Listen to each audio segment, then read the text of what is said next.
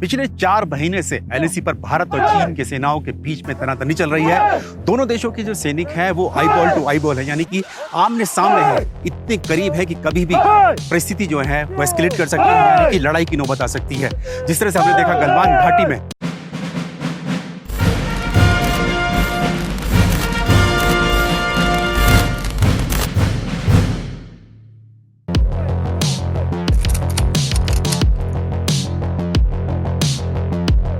LAC यानी कि line of actual control पर अब रूल ऑफ एंगेजमेंट बदल चुके हैं। रूल ऑफ एंगेजमेंट कैसे बदल चुके हैं? भारत और चीन की सेनाओं के बीच में पिछले 45 साल से कभी फायरिंग नहीं हुई थी, लेकिन पिछले 4 महीने से जब से भारत और चीन की सेनाओं के बीच में तनातनी शुरू हुई है पूर्वी लद्दाख में वास्तविक नियंत्रण रेखा पर, तब से 4 बार फायरिंग की घटना हो चुकी है। इसीलिए जो आईटीबीपी है यानी इंडो तिब्बत बॉर्डर पुलिस, उनके जवानों को फायरिंग की यहाँ पे ड्रिल कराई जा रही है। इस वक्त एबीपी न्यूज आईटीबीपी के एक ट्रेनिंग कैंप में है पूर्वी लद्दाख में। यहाँ से ये जवान जाने के लिए तैयार हैं एलएसी पर, और इसीलिए उनको यहाँ पर इस फायरिंग की प्रैक्टिस कराई जा रही है,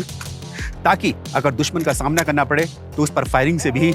गुरेज ना करें, क्योंकि पहले फायरिंग नहीं होती थी, लेकिन अब फायरिंग के आदेश दे दिए हैं सरकार ने। और इसीलिए ये जो जवान हैं आईटीबीपी के हिमवीर हैं, ये सब अपना एम ले चुके हैं, और एम दुश्मन सामने है, दुश्मन का कटआउट सामने लगा हुआ है, फायरिंग करनी है। यानी कि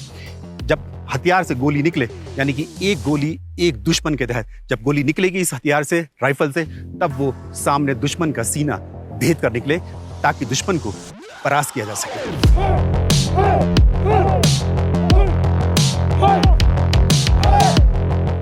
इस वक्त हम आईटीबीपी के एक ट्रेनिंग कैंप में है, यानी कि एबीपी न्यूज की टीम यहाँ आईटीबीपी के ट्रेनिंग कैंप में है, जहां पर जो आईटीबीपी के जवान हैं उनको मार्शल आर्ट की ट्रेनिंग दी जा रही है। क्योंकि अभी भी जो परिस्थितियां जो हैं वो इस तरह की हैं कि दोनों देशों के जो सैनिक हैं, फायरिंग हालांकि हुई है 3-4 बार हो चुकी है, लेकिन जब भी कभी लड़ाई होती है तो अनआर्म्ड कॉम्बैट ही होता है, यानी कि बिना हथियारों की लड़ाई होती है, जैसे कि गलवान घाटी में हुई थी। और इसी के लिए जो आईटीबीपी के जवान हैं इस वक्त यहाँ पर जहाँ ट्रेनिंग सेंटर में है पूर्वी लद्दाख में, यहाँ से जाने की तैयारी कर रहे हैं एलएसी पर। और उसके लिए क्योंकि जितने भी आईटीबीपी के जवान होते हैं उन सब की ट्रेनिंग मार्शल आर्ट में कराई जाती है। वो इसीलिए की जाती है क्योंकि दोनों देशों के जो सैनिक हैं उनके बीच में जो फायरिंग कमी होती थी तो हाथापाई होती थी, जैसे कि हमने वर्ष 2017 में देखा, गलवान घाटी में देखा, या फिंगर एरिया में जो 5 और 6 मई को हुई थी उसमें भी हाथापाई हुई थी। तो इसीलिए जितने भी आईटीबीपी के जवान होते हैं उनको मार्शल आर्ट की ट्रेनिंग दी जाती है, और इस वक्त ये जवान भी जाने के लिए तैयार हैं एलएसी पर, और उसके लिए ही इनको ये मार्शल आर्ट की ट्रेनिंग दी जा रही है। खास तौर से क्योंकि चीनी सैनिक जो हैं वो भी जूडो कराटे इस्तेमाल करते हैं लड़ाई में,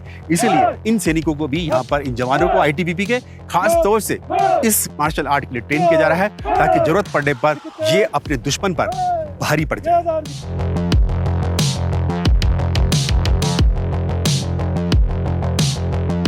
ये जो आप देख रहे हैं दरअसल ये डिसेप्शन है, यानी कि दुश्मन को कैसे चकमा देना है, उसके लिए ही दुश्मन की जब सीमा में घुसकर हमला करना होता है तो इस तरह से जो स्मोक है वो जलाई जाती है, ताकि दुश्मन को पता न चले कि कौन सामने आ रहा है। और ये जो आईटीबीपी के जवान हैं उनको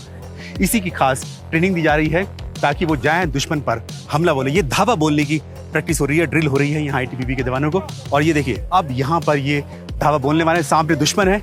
जो दिखाई दे रहा है कटआउट में, और ये धुएं में, स्मोक में इसीलिए निकल कर आते हैं कि किसी को पता न चल सके कि कोई जवान या कोई सेना कोई आ रही है दुश्मन की सीमा में, या दुश्मन की चौकी पर कोई हमला बोलने जा रहे हैं या फिर धावा बोलने जा रहे हैं। और उसी के लिए यहाँ पर आईटीबीपी कैंप में जो आईटीबीपी के हिमवीर हैं, इंडो तिब्बत बॉर्डर पुलिस के जवान हैं, उनको इसकी खास ट्रेनिंग दी जा रही है। एबीपी न्यूज आपको रखे आगे।